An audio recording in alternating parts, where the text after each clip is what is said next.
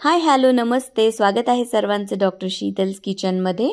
आज आपण बनवणार आहोत इथे मस्त मऊ लुसलुशीत असे बनाना मफिन्स।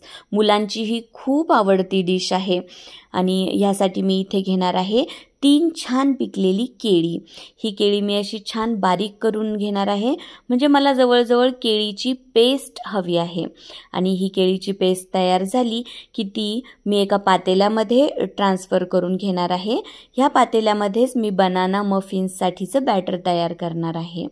त्यामध्ये मी ॲड केलं आहे 4 टेबलस्पून कुकिंग ऑइल। इथे आपण फक्त मोहरीचं तेल वापरणार नाही आहोत, कारण त्या तेलाला एक उग्र वास असतो। त्यानंतर मी ॲड केलं आहे काही थेंब व्हॅनिला एसेन्स, याने मफिन्सला खूप छान फ्लेवर येतो। आणि त्यानंतर ॲड केले आहेत हे 2 अंडी। अंडी तुम्हाला नको असतील तर तुम्ही ती स्किप करू शकता। आणि मी तयार करून घेणार आहे हे छान मिक्सचर। यामध्ये मी ॲड करत आहे 1 कप मैदा, अर्धा कप गव्हाचं पीठ आणि अर्धा कपला अगदी थोडीशी कमी पिठी साखर। यानंतर मी ॲड करणार आहे एक हाफ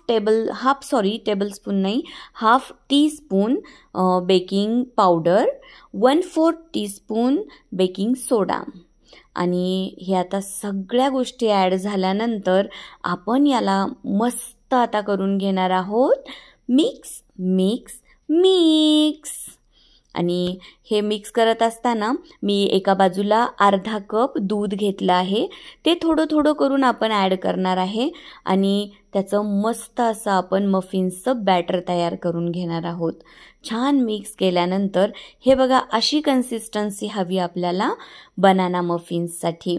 एवढी थिक हवी, ना अति थिन ना अति थिक, अशी आपल्याला कन्सिस्टन्सी हवी। आणि ह्यामध्ये मी ॲड करणार आहे मुलांचे खूप फेवरेट असे खूप सारे चोको चिप्स। हे गेलेत आता खूप सारे चोको चिप्स। मी याला छान मिक्स करून घेतलं आहे आणि एक बाजूला मी माझे हे मफिन मोल्ड्स तयार ठेवले होते।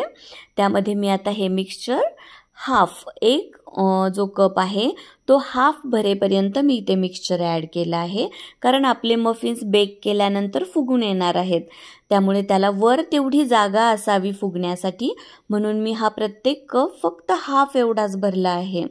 आणि आता मी वरूनही ॲड करणार आहे खूप सारे चोको चिप्स। आणि हे आपले बनाना मफिन्स रेडी आहेत बेक होण्यासाठी।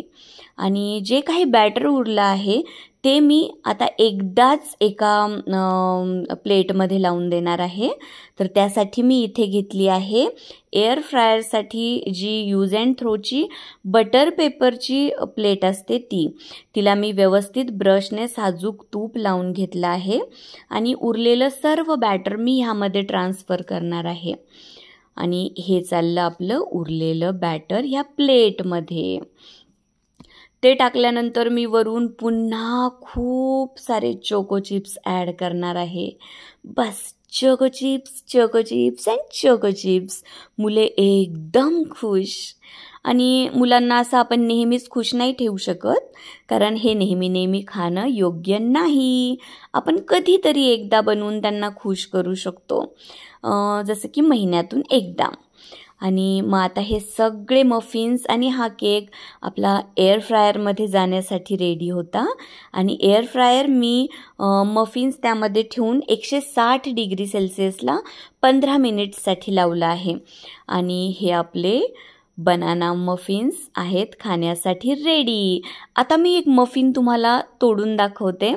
हे बघा कसला छान मऊ आणि लुसलुशीत बनला आहे आणि प्रत्येक बाईटमध्ये बनानाचा फ्लेवर लागतोय। आणि सर्वांनी नक्की ही रेसिपी बनवून बघा, मुलांना खुश करा, स्वतःही खुश राहा। Thank you so much, bye bye.